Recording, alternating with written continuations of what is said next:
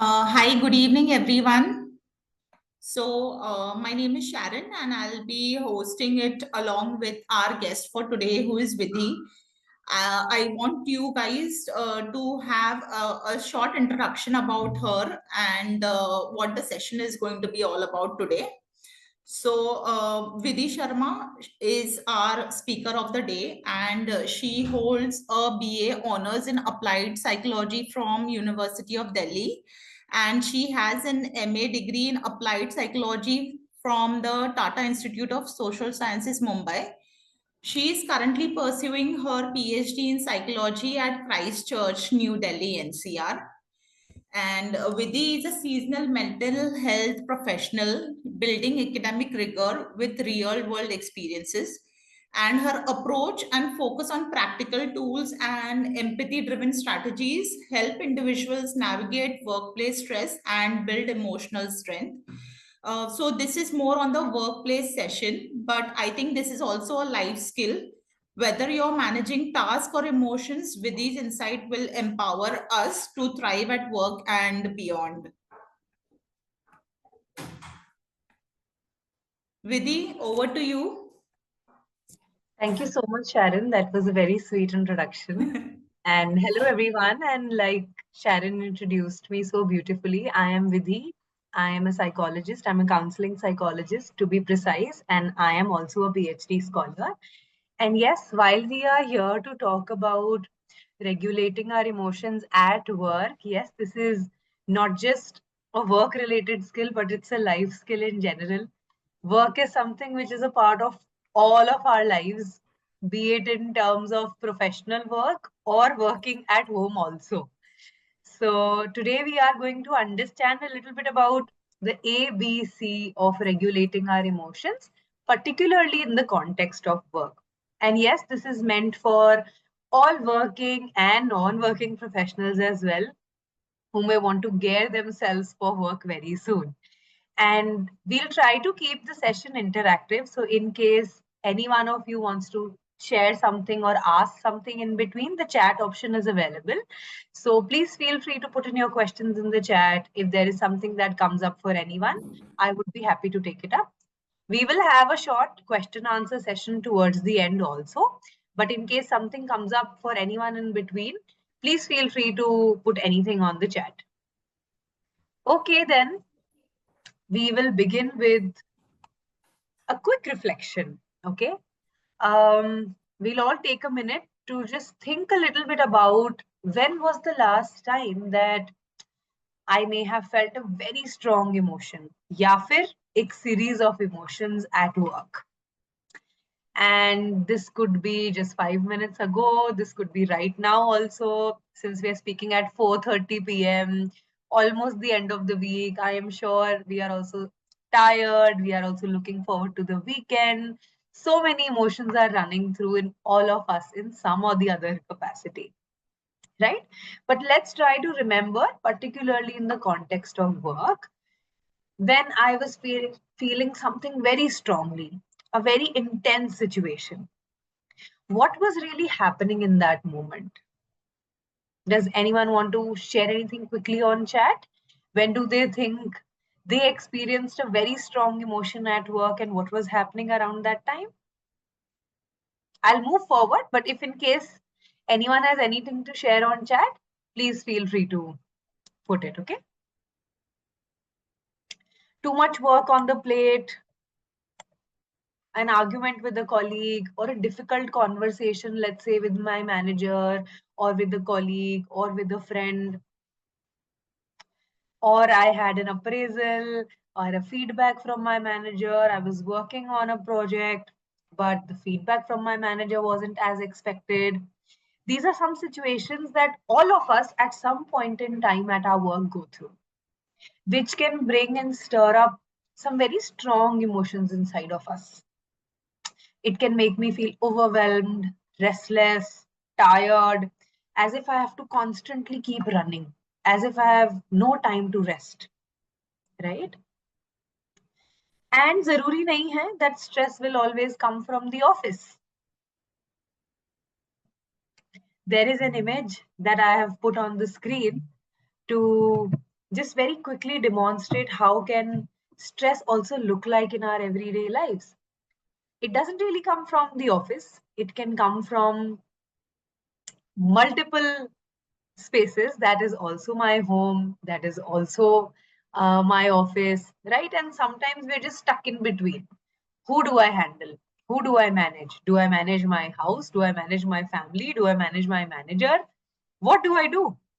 And it becomes very difficult to handle this situation. Sharon, can you also check that a few people are raising hands, and I think they might also want to put something on chat. Can you also just Sure. check that? Yes, I will give them the access to the chat. In the meanwhile, I think we can proceed, and later on, Sure, once sure. we are done with the session, we can go through the chat. Yes, yes, yes, 100%. All Okay. right. Okay. So, yes, like I said, that, sometimes, most of the times, the stress is not just because of office. It can also happen because of the challenges I'm facing at home. Some challenges at home can also spill over into my work. Let's say I had a very tough time with my partner. I had an argument with my partner at the night, and we were just angry at each other. And the next day, when I go to work, I don't feel like working. I'm losing focus. I'm irritated. And thus, I'm not able to manage work also that day. So, my stress from my home can also spill over to my work, and vice versa. That I had such a tiring day at work, I had such a difficult day at work, so many things happened at work, that it's also coming home with me. When I came back home, my wife or my husband thought that, hey, we'll go for dinner together. But I just said, I'm too tired. I cannot do this. Right? So the stress doesn't really come from one place. It can come from home, it can come from work, and all of this can spill over onto each other. For example, missing my children's annual day event, which was very important for them, but I had work. Makes me feel so guilty as a parent. Makes me feel that, oh my God, why could I not attend my child's event? Having a difficult conversation with our partner or interfering in laws.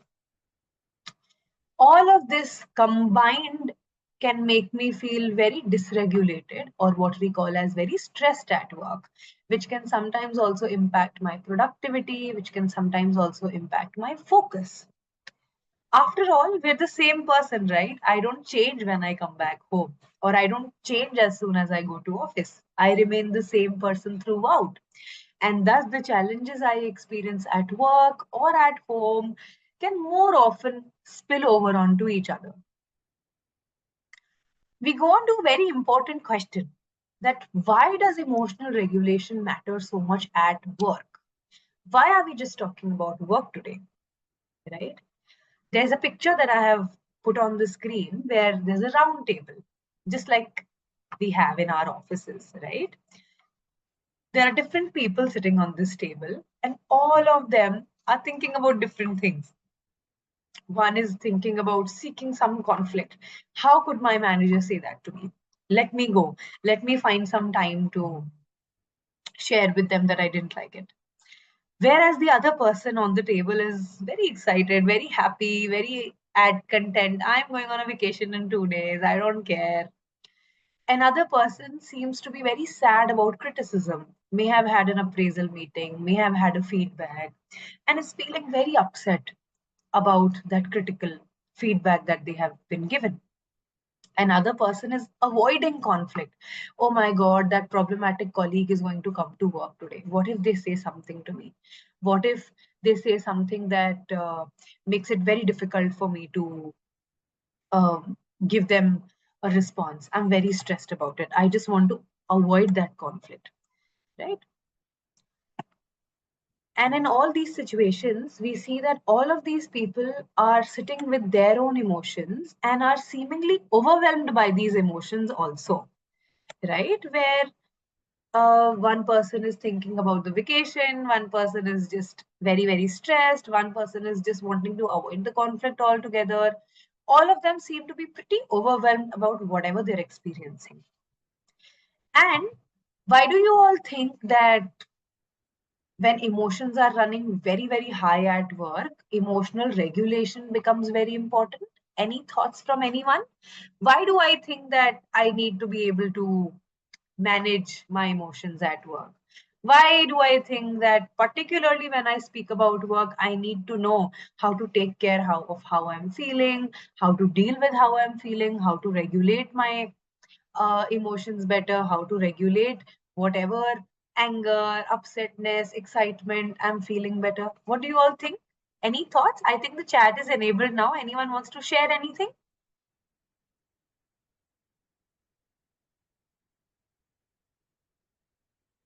Why do we think that regulating our emotions becomes important, especially at work? Why are we all here? We are definitely here to learn emotional regulation at work. Exactly. I think someone has put in uh, a very important reason, that is to think clearly, right? It's important to manage feelings at work because how we react can have consequences, most definitely.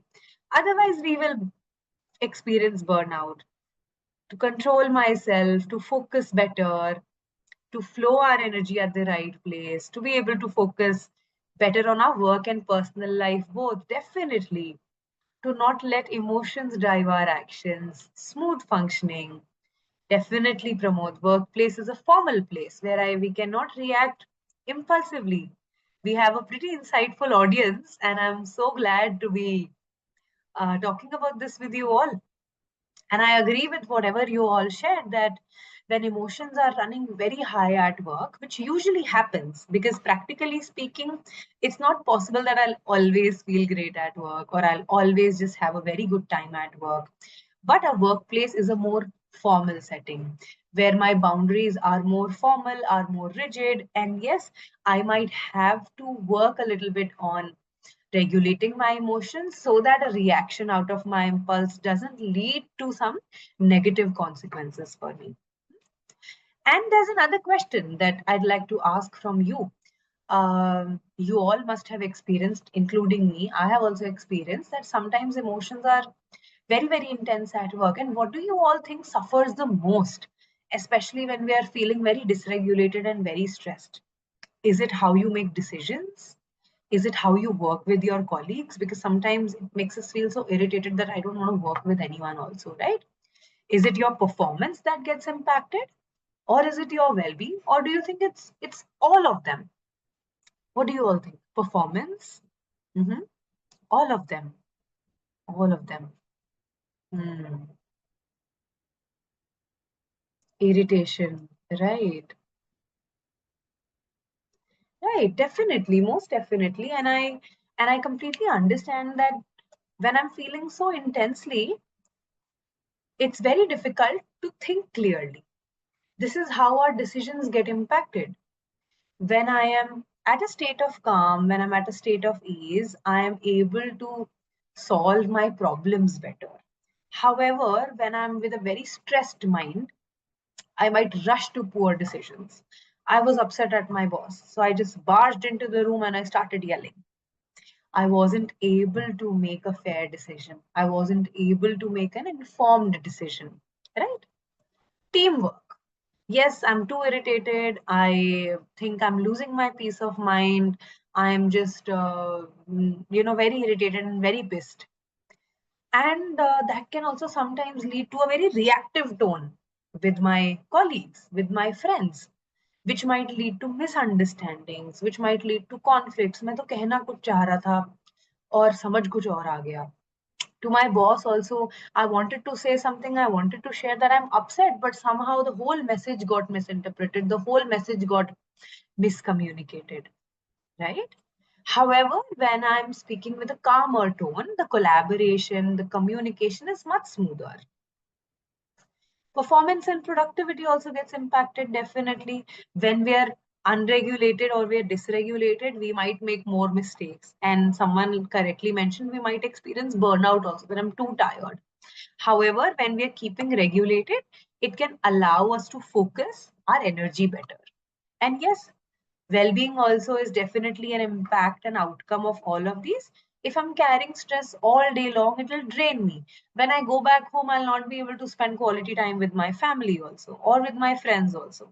However, regulating my stress in a better way allows me to experience better physical and mental health. Now, going on to the ABC of emotional regulation at work, I have the ABC framework in front of you. कि अब करना क्या है? ये सब तो ठीक है. We understand that there is so much stress at work. It's very important to talk about regulating emotions at work. But what do we do? And let's try to understand what do we do using a very simple ABC framework, something that you all can take away from today's session, hopefully, that okay, in time of a stress, I need to remember the ABC. The A stands for awareness. We will definitely discuss all of these in depth as we move forward, but awareness of how I am feeling. Then learning to be able to balance my emotions, balance my stress, balance or regulate whatever emotions, whatever heightened emotions I might be experiencing, and ultimately communication, communicating my emotions, communicating whatever I'm experiencing better and in a more effective manner. Now let's move forward and try to understand this ABC framework in a more detailed way. Step A, that is awareness. Now we all see an image on the screen as well. What do you think the woman is trying to do? Any idea of what this picture might be depicting? What is the woman trying to do?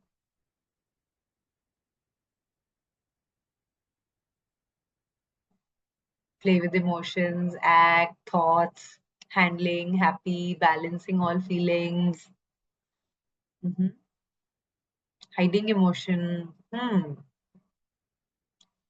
handling all the emotions. So one thing I think we all can commonly see is there are so many emotions on the screen, right? And this woman is sort of just sitting with all of these emotions in front of her. And maybe another perspective to look at this is that, yes, she's also trying to find what emotions she's experiencing because there are too many emotions in front of her.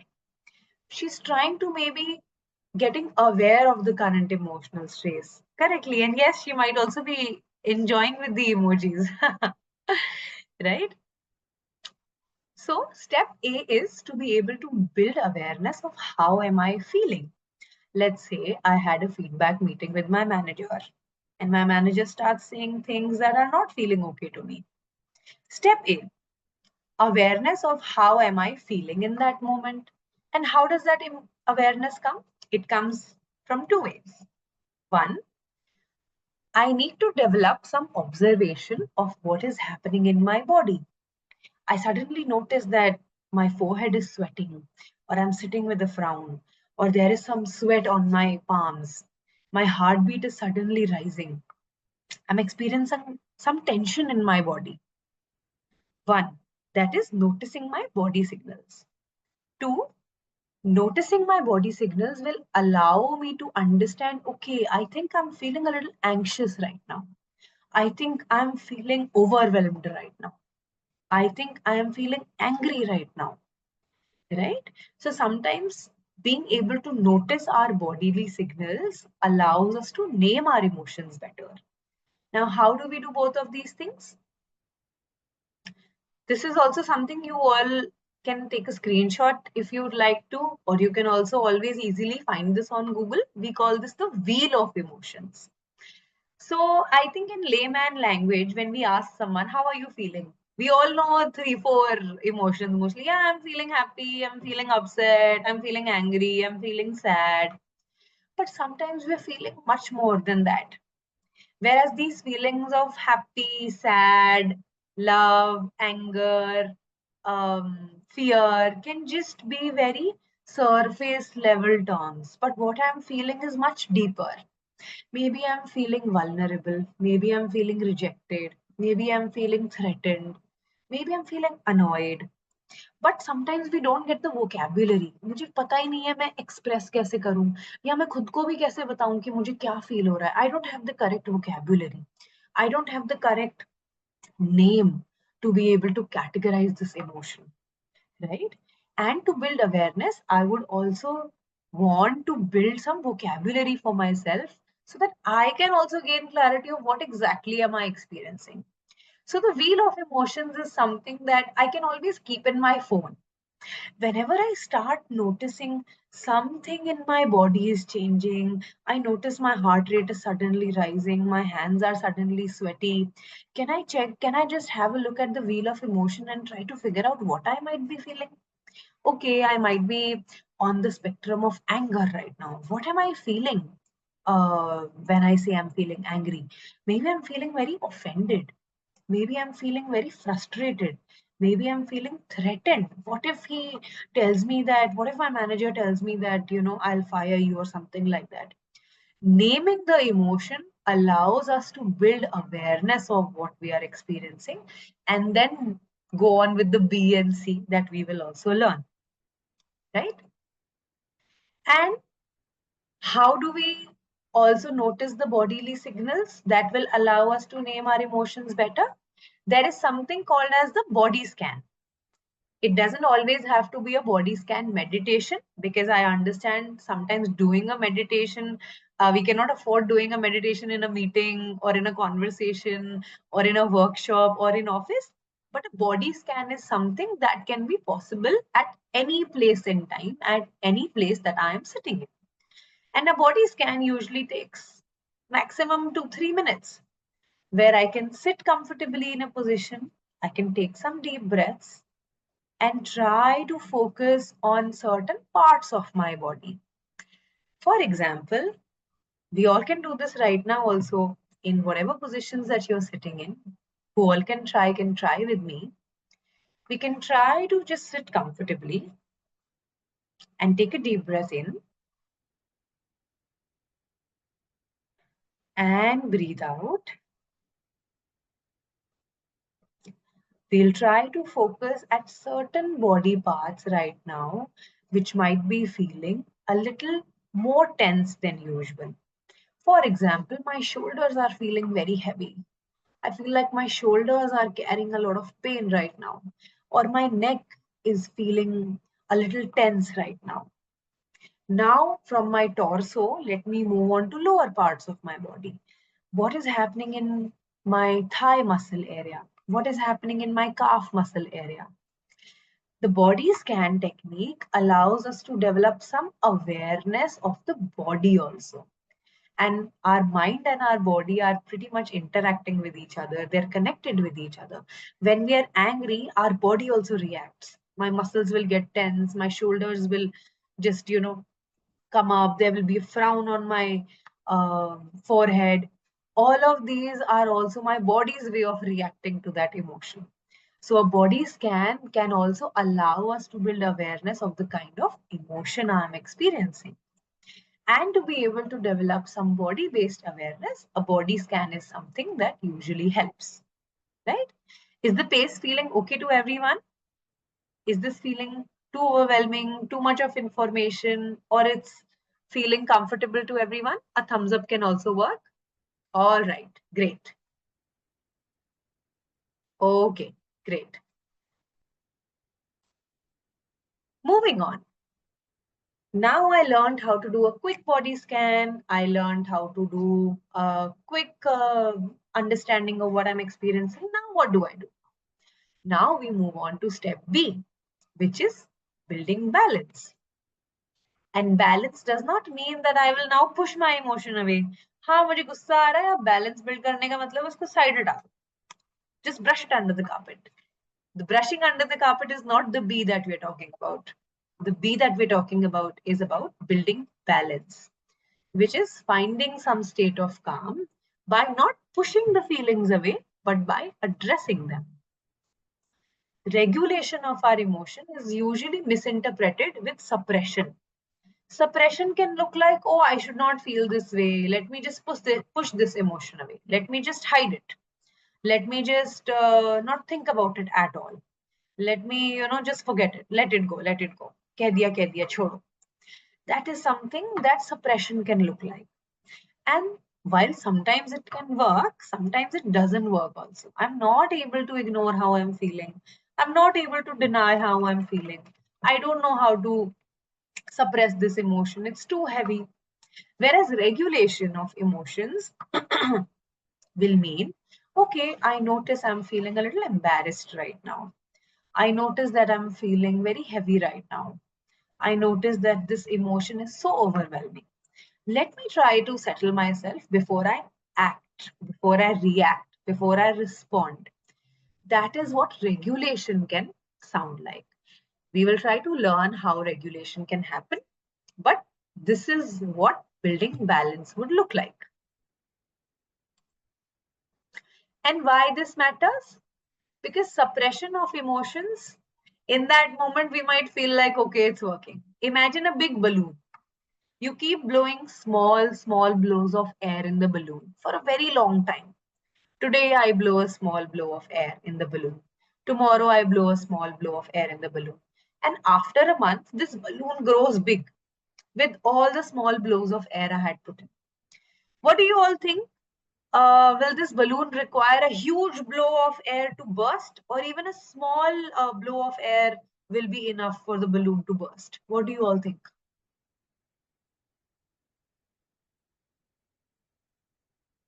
Yes, exactly. The balloon is already full. It just needs one small blow and done. It can burst because it's already full. This is something similar that happens when we suppress our emotions. I keep bottling up, no, no, no, no, I'm not feeling bad, I'm not feeling bad, it's okay, it's okay. And one day it leads to burnout. Or, I just snap at someone. And it can also happen at work and also at home. Whereas when we talk of regulation, regulation would mean that I learn how to acknowledge what I am feeling and then manage it in healthier ways. Now let's try to understand what are some practical tools to build balance. First, breathing resets. Now, this is very different from meditation. A breathing reset, that is box breathing, which is available on the next slide. Let me share this with you first. Box breathing is something which is something that I've shared on the screen. So box breathing is a very famous technique which has been proven by research to be able to bring some sense of calm a little quickly to all of us who are experiencing some sense of dysregulation in the moment. How does a box breathing look like? A box breathing technique. My duration for breathing in, holding that breath, exhalation, and then holding that will remain the same. For example, when I breathe in my mind, I count till 4. I hold for 4 seconds. And I exhale at the count of 4. And then I again hold for 4 seconds. Like the sides of the square are all same in dimensions. Similarly, box breathing is what the name in itself is self-explanatory. That my breathing in, that is my inhalation, holding, exhalation, and holding, all remain for the same duration of time, doing the same count on each side. This is something we all can practice at any point in time in the metro, in the train, in the office, in the meeting. Whenever we start noticing our body signals getting intense. Whenever I start noticing my heart rate is getting very high, my hands are sweating, I feel like my muscles are tensing. My muscles are very tense right now. My shoulders are tightening. I can do a quick box breathing that can allow my body to build some calm or to build some ease. Right? A breathing reset can be something that can allow me to build some balance in that moment. Second, grounding technique. Now, why do we say this grounding? Because whenever we're experiencing anxiety, whenever we're experiencing stress or heightened emotions, I am either in the past that, okay, why did I say this? Why did I do this? ऐसा नहीं होना चाहिए था, वैसा नहीं होना चाहिए था. Or I am in the future. What if this happens? What if that happens? What if what I say goes wrong? What if they do something? What if they fire me? I am not in the present somehow. That is what anxiety sometimes does to us. It pulls us back in the past or it pushes us into the future. What we need to build balance is in that moment is to come back in the present so that I can make a decision better, I can solve a problem better, and I can think more clearly. For all of that, I'll need to be in the moment. And thus we call it grounding, something like bringing myself back to the ground. And one of the techniques that we can use to ground ourselves is tapping our feet on the floor, looking around the room, noticing what all I can see, basically using all my five senses in that moment, so that all of my five senses, that is my listening, my eyes, my sense of touch, and my hearing and my taste, all of them get activated and they make me feel some sense of presence, right? Going on to the next one, mini breaks. Sometimes a long break is not possible. We keep waiting for the weekend to come. We keep waiting for the time when I'll be able to take a 2 weeks rest, but sometimes that's not possible.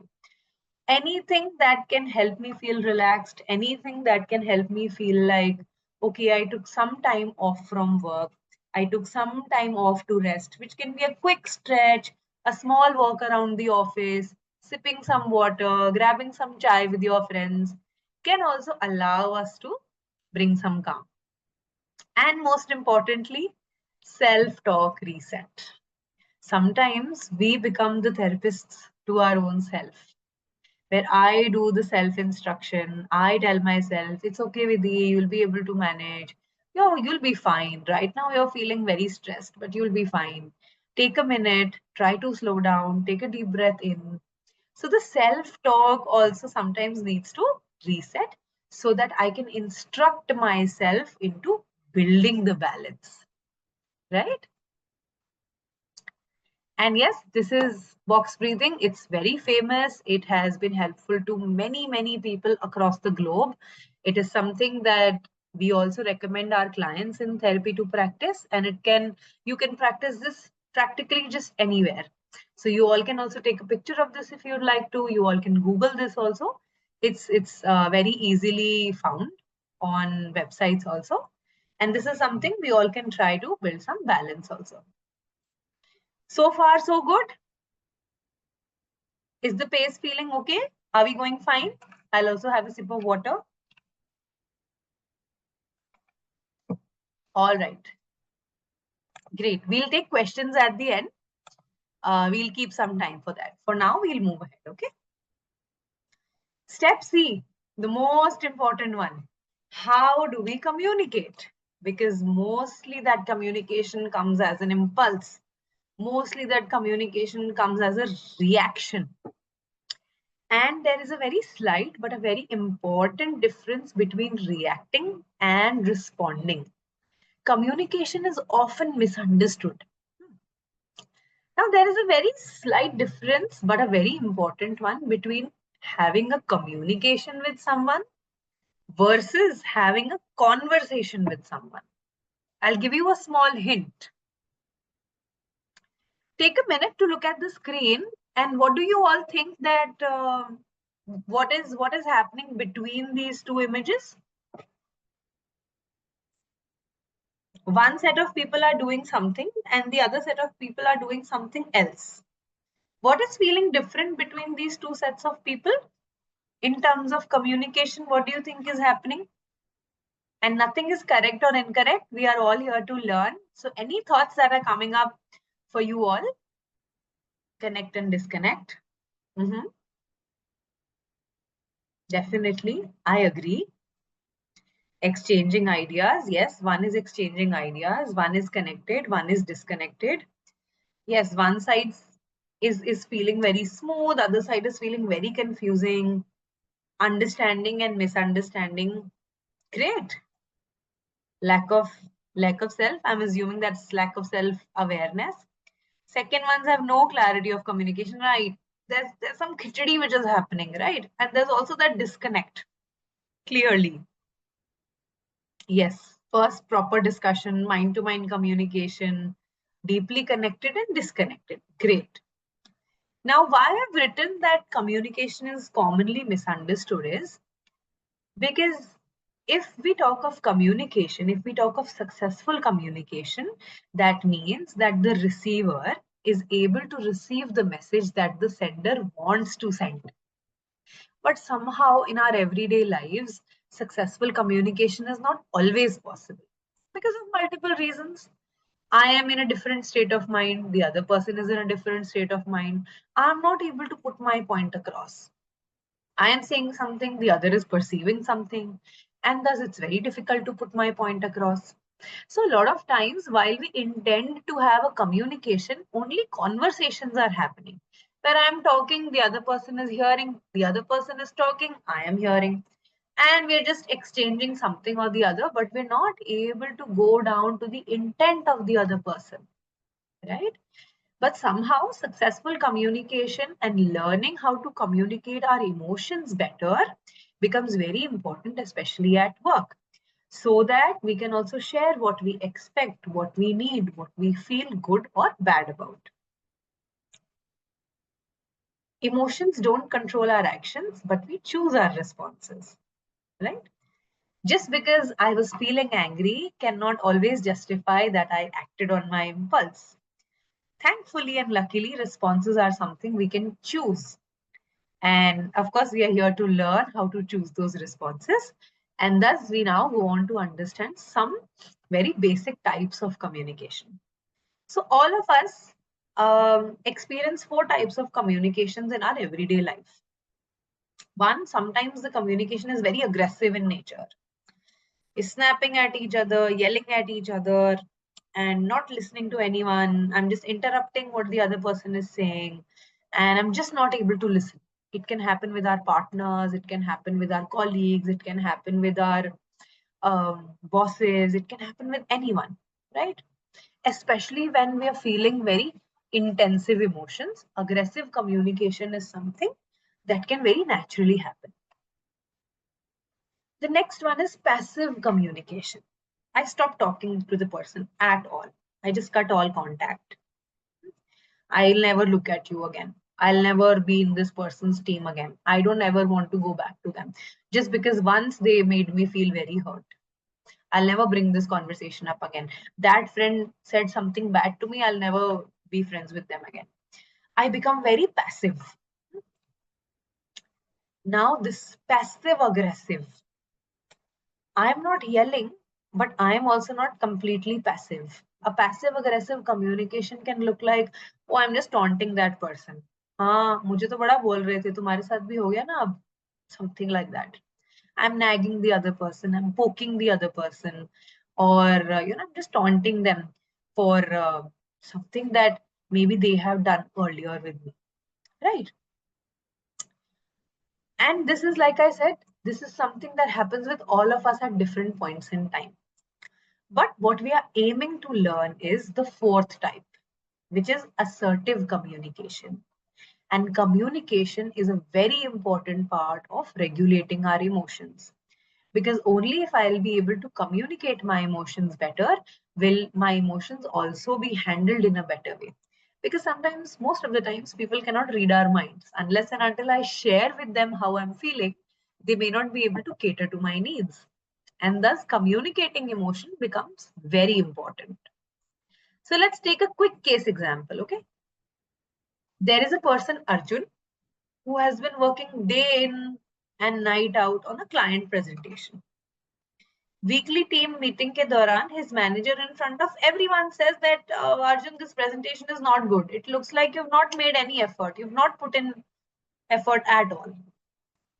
Arjun feels very embarrassed, very angry, and also is very worried that, he said that in front of everyone now. How will everyone think of me as? What will everyone think of me? And now he has to decide how to respond. Now, based on the four types of communication that we've talked about, there's like a quick quiz. Let's say if Arjun chooses to react aggressively, what do you all think he might say out of these four options, A, B, or C? What is an aggressive style of communication out of these three responses? What do you all think? A, correct. Sunita says C. So the staying silent and avoiding all contact, Sunita, can be more of passive communication, right? Let's say Arjun chooses to be very aggressive and he says, that's not true. You're just being very unfair. ना एकदम से defensive हो गया, एकदम से बहुत ज्यादा गुस्सा आ गया कि this is so unfair of you, how can you say this, how can you do this, it's not true at all, I've worked so hard, right? That becomes a very aggressive response. All right. Okay, so many people are also saying B. I'll come to why B is not the correct answer to aggressive style. We'll just understand in the next slide. Now, if Arjun chooses to stay passive, कुछ नहीं respond करना है, what will he do?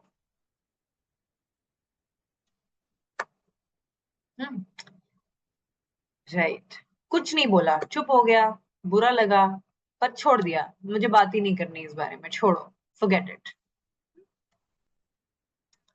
If Arjun chooses a passive aggressive style, how can he respond? Passive aggressive मतलब गुस्सा explicitly दिखा भी नहीं रहा लेकिन है भी, चिल्ला भी नहीं रहा लेकिन गुस्सा समझ भी आ रहा है लोगों को। हाँ, सामने से नहीं बोला लेकिन पीछे पीछे से तो वो सबको बोल रहा है, he's talking to his colleagues but he's not talking about it directly. Correct. Last one. If Arjun chooses to react assertively, मतलब बहुत काम और बहुत regulated तरीके से, so how would Arjun react? In that moment, he's feeling very upset, very angry, very irritated. I'd like to understand your concerns. Could you point out what needs improvement so I can work on it? Correct. Correct. Correct. Now, based on, yes, Shrikant just shared something that I was just going to come to. That based on our understanding, what do we think assertive communication means? That I am sharing my opinion, but in a rather polite manner. Usually, assertive communication. Okay, Vasudha has also shared something.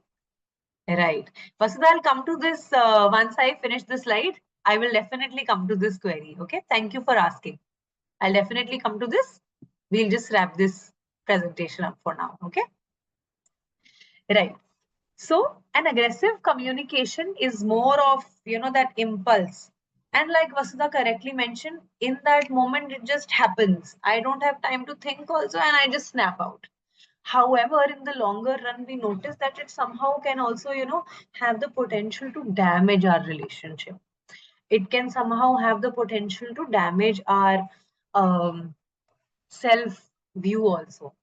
People might think that, oh, they snap too much, oh, she snaps too much, oh, she's so aggressive, oh, she shouts so much.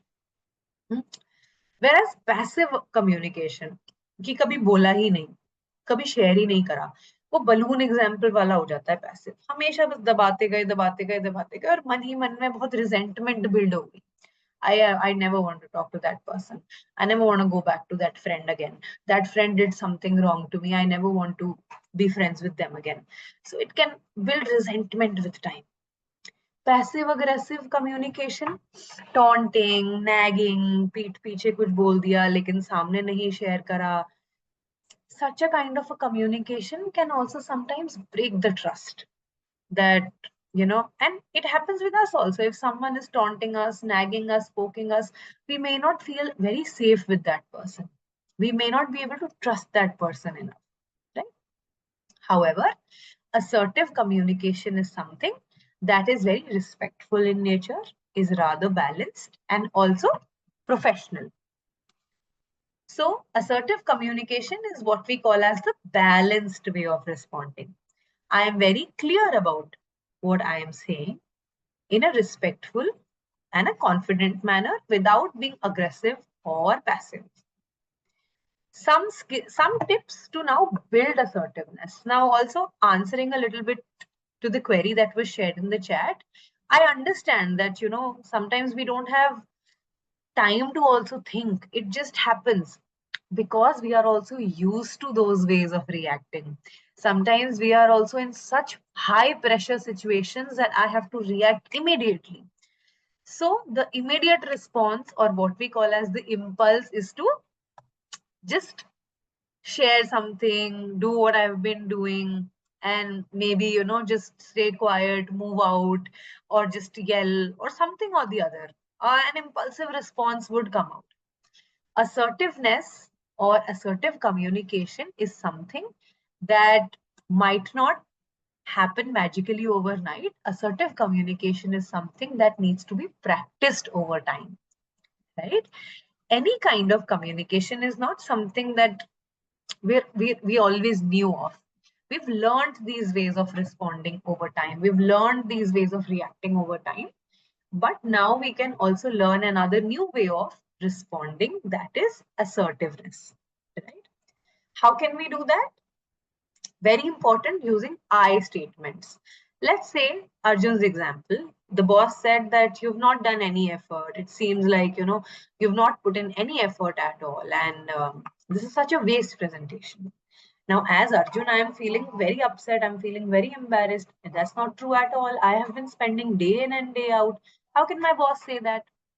Now, to be able to assertively share my upsetness, I can use I statement. Instead of saying that, hey, you always do this with me, you always never appreciate what I'm doing, you never look at my effort at all. I can rather use a I statement, which can be more about how I am feeling. Okay, I understand that the presentation doesn't seem good enough to you. However, I did do the best of my capacity, and I'm willing to understand, where do you think I'm lagging? Where do you think it was not seeming okay? I am feeling a little concerned about what is not feeling okay to you. I am feeling a little uncomfortable with what is happening right now. Yeah? So using I statements also prevents attacking and defending from happening. Because जब हम you बोलते हैं, so it's highly possible that the other person can feel as if I'm attacking them.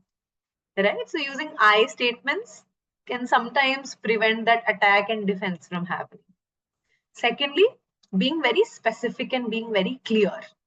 Sometimes we want to beat around the bush, we want to say something indirectly, but somehow the intent doesn't get across. So being very specific, being very clear is something that can help. Again, using Arjun's example, sir, okay, I understand that you did not feel okay with the presentation. However, I'm a little upset since I spent a lot of time doing this. I'm also a little concerned about what is it that is not feeling right. I would want to know more. Stating the issue very clearly and also putting my complaint across in a rather specific manner. More very importantly, my tone and my body language. Now, communication is not just verbal, it is also very non-verbal in nature. How is the tone of my voice? Where is my eye contact? How is my body in that moment? So, my body language and my tone will also matter a lot. Practicing the pause. Yes, we are in high pressure situations, we have to respond really quick, but something we can learn with practice is we can still take a minute before we respond. I can also say, okay, I need a minute before I answer your question. And in that minute, okay, let us now talk about what is not feeling right. Let us now try to understand what is not feeling okay. And of course, I understand all these are tricky, all these are difficult because we are in such high pressure and high stake situations that our response just comes out. But this is the art of practicing. This is the beauty of practicing. And trust me, with practice, this is something which starts becoming more natural. And most importantly, start small in low stake situations. Right अब बहुत बड़ी presentation बहुत बड़ी meeting है CEO के साथ हो रही है वहां पे मैंने शुरुआत करी अपनी असर्टिवनेस प्रैक्टिस करने की stakes are very high right things can go haywire because I'm not used to it. That might not be a good situation to start practicing it. When I say that we can start practicing assertiveness, we can start very small. We can start in very low stake situations. Okay, I had to submit my work till 5, but it's not done yet. I want to push it till 5:30 or 6. Let me try to practice assertiveness today over text or over a meeting. Low stake situations where maybe the risk is not too high, that's where I can start practicing. Because if these experiments become successful, that can also give me some confidence to do it in high stake situations also, right? So for example, you're always dumping work on me. We can try saying, I'm feeling very stretched with my current tasks. Can we please review the priorities together? Can we please review my work role together? Because I've been feeling pretty burnt out. I've been feeling pretty stressed, right? And we put the ABC together. That is an example that, okay, Vasudha, I'll show the previous slide again. Which one are we talking about? This one?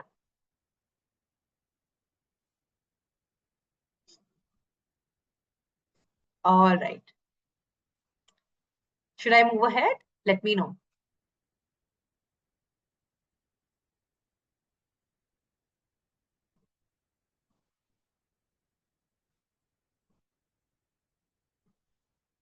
Okay, I'll move ahead. I hope that you were able to check it. Lastly, putting A, B, and C together, you're about to present and your colleague interrupts with criticism, something that sometimes can happen. How do I practice the A? That is the awareness. I notice my heart racing. Body scan, quick body scan. My frustration is rising. I can name the emotion in my mind in that moment. B, building balance. How do I build balance in that moment? I will quickly just practice some deep breaths. I'll quickly self instruct myself. It's okay, Vidhi. I know you're feeling very angry. I know you're feeling very upset with this criticism. You've not even started and they're doing this. It's okay. Take a deep breath. You'll be able to manage it. C, I choose to respond in a assertive way. I choose to communicate assertively. Thank you for sharing your point. I'd like to first finish my presentation first, and then I'll be happy to take questions. I'll be happy to take feedback. And I move forward. I know that this might sound very easy and very simple, but it's not something that is impossible. It's not something that is not possible at all. But yes, with practice, with constantly trying to understand our emotions better, our body better, we can definitely also learn how to build balance and communicate our emotions better. When we talk of emotional regulation or emotional intelligence, it not just means communicating our emotions, it also means knowing our emotions better and communicating them. Both of them together makes up what we call as emotional intelligence. And yes, it's a life skill, not just at home, but also at work and in all aspects of life. Emotional intelligence is something that can allow us to live more fulfilled lives, right? We'll be able to share what we need with our loved ones better so that they might also be able to cater to our needs better, right? So yes, this was the presentation. We have some time for questions. I am more than happy to take up any questions if anyone has. Please feel free to put it on chat.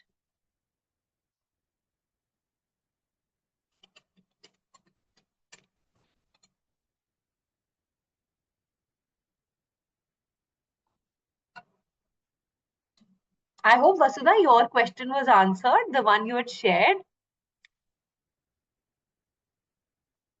How will we control emotions? Okay. So yes, Shrikant, I understand that's very tough also, that it's very difficult to control emotion. But I will say that control does not mean denying our emotions or trying to fix them. Controlling our emotions means first knowing what I am feeling and acknowledging that, yes, I am feeling this way, and then trying to deal with it, right? Especially in irritation. Definitely. And I will say, I'll gently want to rephrase control with regulating, or let's say balancing my emotion better. And like we've discussed the ABC today, Shrikant, that is usually uh, the way in which we learn how to regulate our emotions better. That one, first, become aware of what we are feeling. And then I try to ground myself. I try to take a deep breath.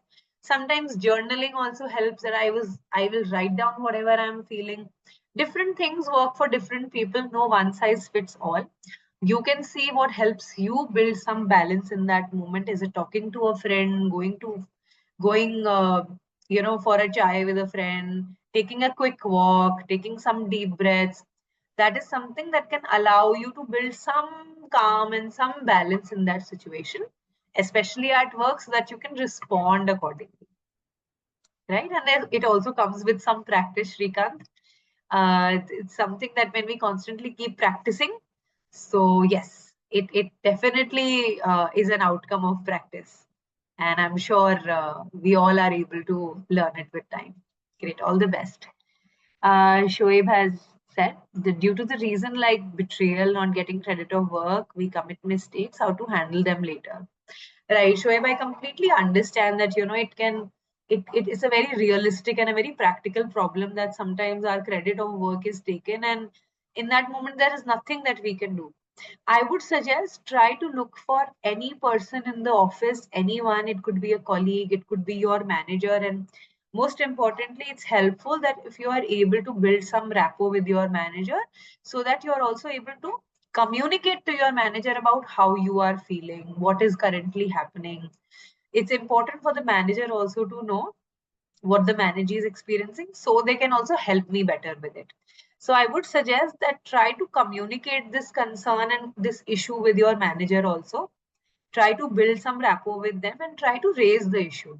And I'm sure that, if of course the communication happens between the two of you, your manager, if your manager is able to understand what you're trying to share, I'm sure that they will also be able to offer you some tangible support in this situation, right? Communicating such a concern also becomes very important at work, Shoaib. So good luck to you for that. Manish asks that how do I build a daily routine that improves emotional regulation over time? Very important question, Manish. So our body and mind is both connected, Manish. We are the same person, right? A daily routine which involves any form of rest, and rest can include different types. Physical rest, including exercise, emotional rest, that is taking some time off, mental rest, keeping the laptop shut off for some time, social rest, incorporating different types of rest as a part of your everyday routine can definitely 100% improve emotional regulation over time, because it recharges you more. So you have more energy to cater to your emotions. So it naturally allows us to build more emotional regulation with time. So maybe you can try that, Manish. Okay. Okay, I'll move on to Vikas's question. Sometimes collecting ABC takes time. So what to do in that case? Right. Definitely, Vikas, I understand that, sometimes in the moment we may have to just impulsively respond and react, and it becomes very difficult. And like I said, that ABC is something that happens with practice. So where there is always a starting point for everyone, and I'm hoping that this is the starting point for all of us, that today onwards we start understanding the ABC model a little bit more. We start applying it to our everyday lives a little bit more. And definitely, because you will trust me, you will notice in some time, maybe in a month, when you keep on practicing awareness, building some balance, successful communication, that it will start naturally flowing in your system. So it is a matter of practice, because it may not happen magically, but it will definitely happen. So I would suggest that take it as your green signal that we have to go ahead from now on. Okay, so Neil has asked on conflict management, right? So Sunil, the ABC also helps in managing conflict, because management of conflict involves assertive communication. Because mostly in a conflict, aggressive communication is something that comes up most of the times. So assertive communication is something that can allow conflicts to get managed better, where I'm able to share what I'm feeling with the other person. I'm able to listen actively and also communicate what I'm feeling effectively. That definitely helps to manage conflicts better. Okay. How to handle workload and time management. Yes. So, Vinash, again, I would say that trying to build any form of rest in your everyday life is something that can allow you to rejuvenate yourself a little better. And rest can also happen at work. in the sense a 5 minute walk, a 10 minute walk, just going to sip some water, just talking with my friends a little bit, shutting down my laptop for 20 minutes while I'm having my lunch. So some rest in between my work also can allow me to handle that overload and the stress and the overwhelming emotions a little better. Rest doesn't have to be very big. Rest can also happen in very small ways, right? But it's very important that we build some form of rest, whatever works for you in our everyday lives, right? Okay. Abhishek says, what can we do in the case of betrayal? Now, again, Abhishek, there can be different nuances to this betrayal that we are talking about. It can happen in different contexts. So I would say that I may not have a magical answer to this question, but let's say in terms of work, I would suggest that it's important that you are able to share it, you're able to flag it to some concerned authority, to someone you think can be of help to you. Because in times like these, we do need support, especially from our managers or our leaders. So, someone who you think can support you better, I would definitely suggest assertively communicating about whatever you're feeling with them. All right, I think Sunita has asked another question. When we're in a state of aggression, becoming aware of it is a difficult task. Right, definitely, Sunita, correct. And Sunita, one of the ways to gain awareness of our emotions, especially when we are aggressive, is one, again, I'll also say that it comes with practice. Second, there are a few grounding techniques that can help us. Sometimes, for some people, rubbing their hands or splashing some cold water on our face, rubbing some ice on our face can be something that can allow me to come in that moment. Like I shared, that aggression or any form of intense emotion can either put me in the past or in the future. I need to come back in the present. I need to remind myself and instruct myself to come back in that moment. This is something that can allow us to build some awareness of what emotion I'm experiencing in that moment. And yes, Sunita, I'll also say that it takes some practice, it takes some time, but it definitely happens when it's done over a period of time. All right. I think last question by Arvind. How to overcome mental stress? I wish I have a magical answer for that, Arvind. But like I said, I'll say this again, that any form of rest in your everyday life is very important. We always keep waiting for the weekend to happen or for one vacation to happen where I will take rest. But rest is not a reward, it is your body's right, irrespective of whatever work you're doing, how much ever work you're doing. Rest is something that your body and your mind needs. So incorporate any form of rest that works for you in your everyday life. This is something that definitely helps us to build that resilience. Bounce back करने में help करता है. Energy होगी तभी bounce back करेंगे और energy rest से आती है. And rest can have different meanings for everyone. So try to find what is the meaning of rest for you and practice that in your everyday life. Right. I think that was the end of our question and answers. Thank you, everyone. And over to you, Sharon. Yes, I think Vidhi, I'm speaking on behalf of everyone. This was indeed a very insightful session, and on how, uh, at least we can have some insight on how we can manage emotions at work and otherwise as well. So Yes, I think that we all can give a big thumbs up to Vidhi for this session.